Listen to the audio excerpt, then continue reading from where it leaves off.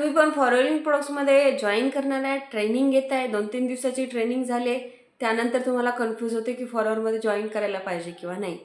तर यामध्ये मी तुम्हाला सांगणार आहे की फॉलोइंग प्रोडक्ट्समध्ये जर तुम्हाला जॉईन करायचं असेल तर एकतर कंपनीच्या पॉलिसीज माहीत असणं खूप गरजेचं आहे. त्यानंतर तुम्ही ज्या पर्सनसोबत काम करतोय ते पर्सनच्या काम करण्याची पद्धत कशी आहे ते जाणून घ्यायला पाहिजे.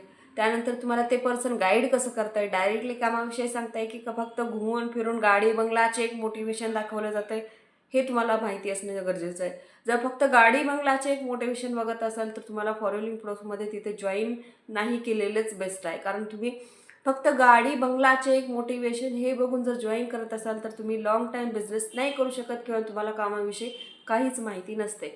जर तुम्हाला कामाविषयी माहिती असेल तरच तुम्ही बिझनेस ग्रोथ करू शकता किंवा यामध्ये चांगल्या प्रकारे तुम्ही बिझनेसमध्ये चांगल्या प्रकारे यामध्ये इन्कम जनरेट करू शकता किंवा पैसा कमवू शकता.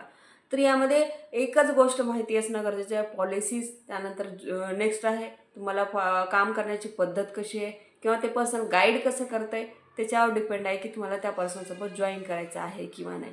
जर तुम्हाला फॉलोअरमध्ये जॉईन करायचं असेल तर वर दिलेल्या नंबरवर माझ्याशी कॉन्टॅक्ट करू शकता.